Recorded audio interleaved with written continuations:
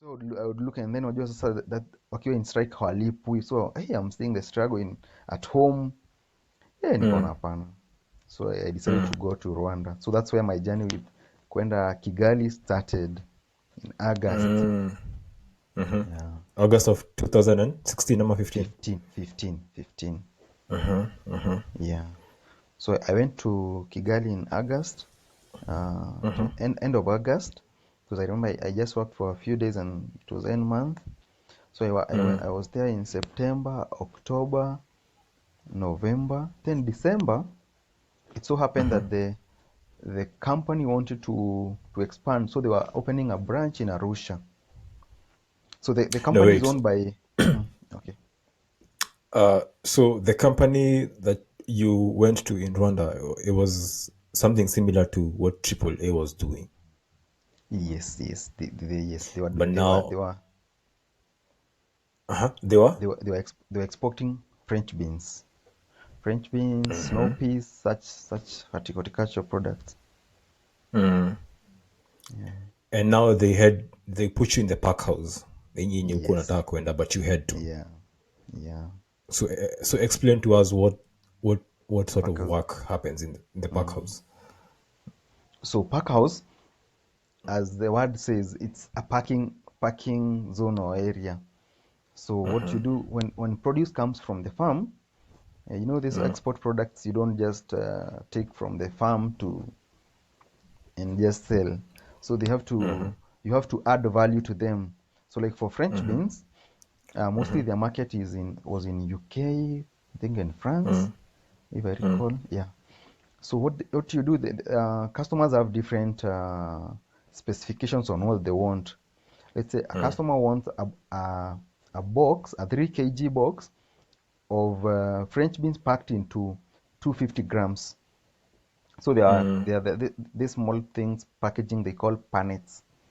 Um, it's the same thing like when you go to like KFC or something. The way the those those plastic things they pack for you, the whatever you want you're buying, The those black coleslaws, things. the whatever, zinaitwa nini? The sauces, hizo zote. Yes. So we used to pack. They came in different dimensions. You could find a 500 gram, a 250, 300 gram, depending on what the client want. So we used to pack the French beans in those things. We used to pack snow peas and other things that are called sugar snaps. Yeah. So basically, my work was to coordinate with the agronomist who is in the farm to make sure that the produce, let's say the client or the clients have ordered 2 ton of produce, yeah. So I need to work out to know that if a client has ordered 2 tons, there are rejects in that there are some things that you'll not pack. There are rejects, and when you're packing, some things have to be cut. So I have to know the waste. Then if it's 2 tons, I know the waste is, let's say it's like 200 kgs. So I'll order Yeah. 2.2 tons from the farm. Because of the waste. Yes. So you have Oh. to coordinate with the agronomists in the farm and the logistics guys so that they bring the 2.2 ton for packing in that particular day. Then once the Oh, all right. producers, then I have to organize labor. I have to coordinate. Mostly it's ladies who do the packing because rarely will you find men who are able to concentrate in the yeah.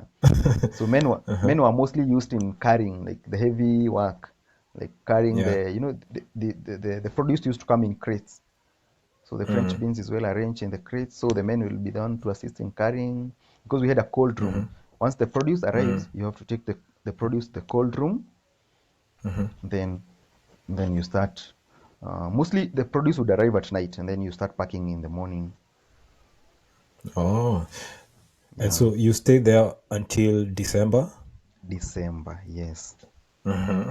So I left Rwanda in December. Then in January I went to Arusha. Same Arusha company. in Tanzania. Eh? Same company. same company, same pack house, same work pack house. Yeah. So in Kigali, in Rwanda, I was like an assistant to someone else, the lady who had taken me there. But now when I went when I went in Arusha, I was the pack house manager. I was the overall guy. So so the reason why I opted for Arusha, in Rwanda I was really struggling with the language. Oh, You know, cause yeah, uko official language yao ni French. funny thing, people think it's French. It's not French. It's Kinyarwanda. It's Kinyarwanda. Uh-huh. Like, okay, they have, they were colonized by the Belgium, by the Yeah. Belgians. And the Belgium, mostly they speak French. They So speak Belgium, largely French. yeah, largely French because there's the other part of Flemish, yeah. Yeah. So, so the system that was introduced there was the French, like the same way with Burundi and Congo. But now when Kagame came in after the genocide issues, yeah, he more or less was doing away with the French, everything to do with French. So in Rwanda, you find the older generation, let's say people in their 50s and late 40s, they speak French. But now the people in their 30s and their 20s, Yeah. it's English. All right. Yeah. But So, largely they speak Kinyarwanda. Even signpost and all, Kinyarwanda is their language. yeah, nimeachiketa kwa pesa yao amafaranga Yeah. ni Yeah, ni Kinyarwanda. Mafaranga. Mm. Yes. Mm. Mafaranga is franc. So, yeah, makes sense Yeah. by the way. Yeah. Amafaranga. So, sasa ulikuwa unatumia language gani huko? So what we used to do, the good thing in Rwanda, because of hizo issues zao za vita, some people who went to Uganda, they know English. Those who went to Tanzania, they know Swahili. So we had translators. So I used to work with, if you need to pass an information, you had someone to translate to you. Now the challenge is sometimes they don't really understand you clearly. Then they can tend to pass. You know how the information is more like distorted. It's like the way you translate the Lost in Bible. translation. Yes, that's the word. It was lost in translation, but yeah, somehow uh, I really, I really made good friends with those people. It was the first time I was coming out of the country, and then Rwandese are quite welcoming, and then they're like they are humble people.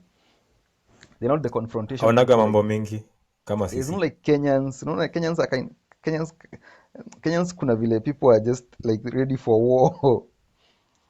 But now Yeah, and uh, do you think it's because of what they went through? Like, yes. That's what makes them to be look timid like. And then now the country is they were like not they're transisting from a very bad era to this era. So they have bado this kuna thing hiyo of. trauma. Yes, it's actually real. Most of them they didn't have parents. Like they you can count people who are in their late 80s or 70s. Yeah. So they were very obedient Hawako people. So wengi like sio wengi at all. hao They wazee. were very obedient people. Hata ukiwaambia wewe hakuna kazi leo, they just accept and go home. And but Wow. when you're dealing with Kenyans, hata unaweza tukanwa. I never saw them what do I say, demonstrate or yeah, but like when I was in Tripoli, you would find the guys I was with, the sprayers, wakisema leo watafanya kazi, you have to sit down and talk to them. Yeah. Oh, so now you transition. So now you're in Arusha. You're a park house manager. Yes. What did you take away from there, and how long were you there? Also in Arusha, I went in January 2016. and then I left there in 2017 October. So let's say 2 years. 2017 to 2018. 2016 to 2018. Yeah, to 2017, like the whole of 2017, and up to October the other year. So like it's not 2 full years. Yeah. And So what was the takeaway from your job? so in Tanzania, I would say I grew as a person because there I was the one who is making major decisions, and then the company is new, so you have to be hands-on. I was really hands-on. I would interact with almost every department and or people. So I would recruit people. I'm there to check on the Nice. produce. Yeah, I'm there. Yeah, I'm managing like even the farmers. Although we had an agronomist, but mostly the agronomist is a Kenyan too. So there's a times he used to come to Kenya. So when he comes to Kenya, I'm left with I'm the one who is managing the farmers.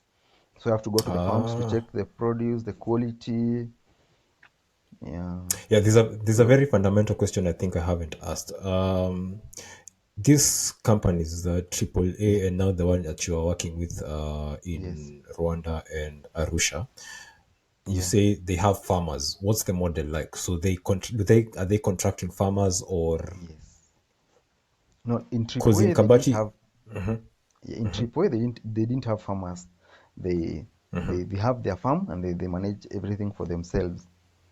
Unless I only had one time when there are times when there is a um, maybe they don't have enough produce, so they'll look from outside, but not necessarily having a um, like a farmer that they can say we this farmer has to bring their Co- produce to a yeah.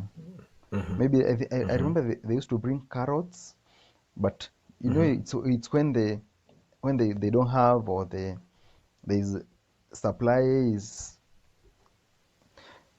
the demand is too high. Yeah, but mostly tripway they aren't dealing with farmers. But now when in it's this company is called Proxy Fresh. Sorry, I forgot to tell you. In the one Proxy Fresh. in Rwanda, Proxy like Proxy like Proxy and then Fresh. Yeah, so Proxy Fresh used to deal with farmers. So they will contract them. Now you sit down and agree if it's French beans, this is the price that we'll be buying for you, and this is the quality that we expect from you. And then if I've given you, we used to give you'll provide them with seeds, but now you'd subtract the amount when you're paying them. And was the company Kenyan? Because you've mentioned that there were a lot of Kenyans, like even in TZ, the agronomist was Kenyan. If you realize around East Africa, Kenyans tend to provide the skilled labor in some of these sectors. So what these guys were doing were just coming for Kenyans because we have experience. The export of fresh produce has been here for a while. So you have guys who know Oh. how to check quality, what needs to be done. So the company it was owned by the guys were Mauritius. They were from Mauritius, but they were French guys. Oh yeah. Oh. Yeah. So Kenyans, is it also because maybe to me, or you have like you had gone to school and got a degree Yes. in I think agribusiness? not really, because I remember those guys even never asked for my papers. It was more about the other lady, Oh. the lady how she said that I have this and this guy who knows this and this. Oh. Ile unajua mtu gani, nani unajua. So but the good thing when I went there, because of now my qualification and the fact that I had worked in AAA, I was able to really uh, The, gelling very well, and then deliver. the French guy, the manager, is one who picked me. He said he want me he wants me tuende na yeye Arusha, we start this company.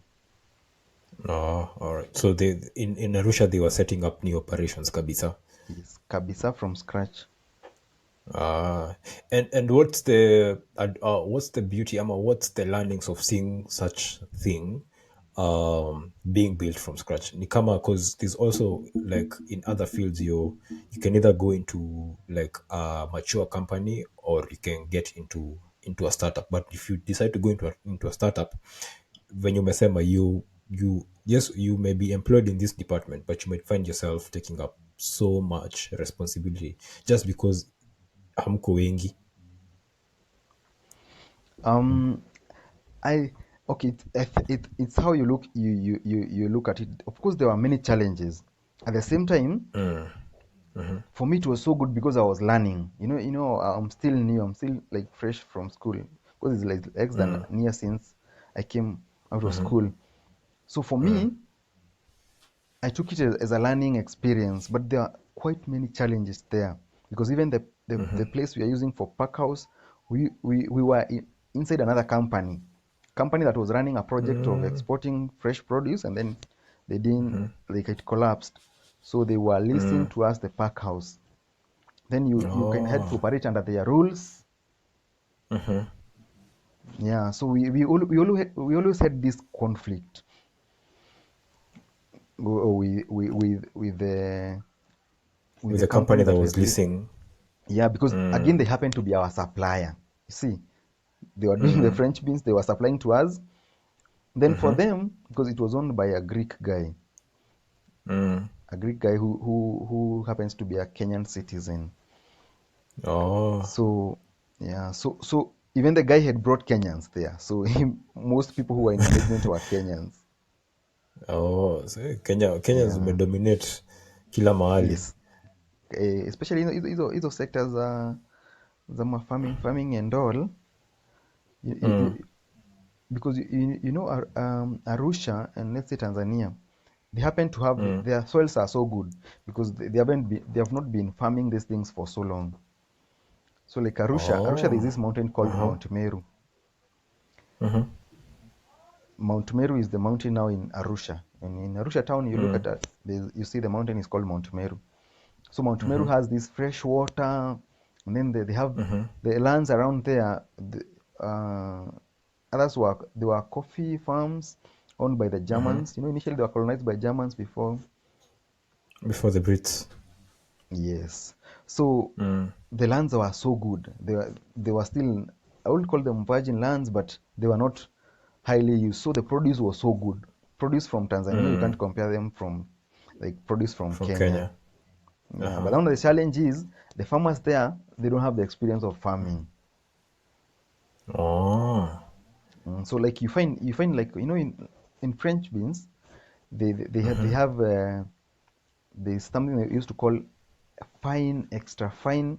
They have specification that the client wants. The clients want when it's very young and it has to be like thin, because they say it's very sweet when it's still young and that thin. But now when it starts getting big, it tends to develop seeds, because now it will just grow like a normal bean. Oh. Oh yeah, ukiacha grow Yeah, inapata. I've never actually thought about it. begu. Inapata seeds. Yes, it's a normal bean. It's like we have these different varieties of beans, but now this one is meant to Uh, be eaten ikiwa the hivyo young. yes. So if you leave it, inakuwa kama ina develop the seeds. Sijui mbona So sijaifikiria now, hivyo, because the clue is in the name. It's a bean yeah, at the end of the it's French yes. bean. But I've never really thought about it that way. Yeah. Even unajua wakipanda wanapanda the beans. It's the beans. Basically, it's beans. Oh, inakaagaje? Imagine it's white. What color is it? No, it depends with the variety. Unajua kuna different varieties. Unajua these things are wanazi what do you use? There's a word they used to use. Zina because let's say you want to achieve something. Let's say you want to achieve isikue ndefu, zingine let's say ikue fupi. Though they combine this and this to get this. Yeah. Oh. I think propagation. There's a word they used to use. Sawa sawa. So you stay there for just under 2 years, Yes, I and stayed why do you there under leave? 2 years. Now, what happens with the company? You remember the former president was called Magufuli, Eh, John Pombe Magufuli.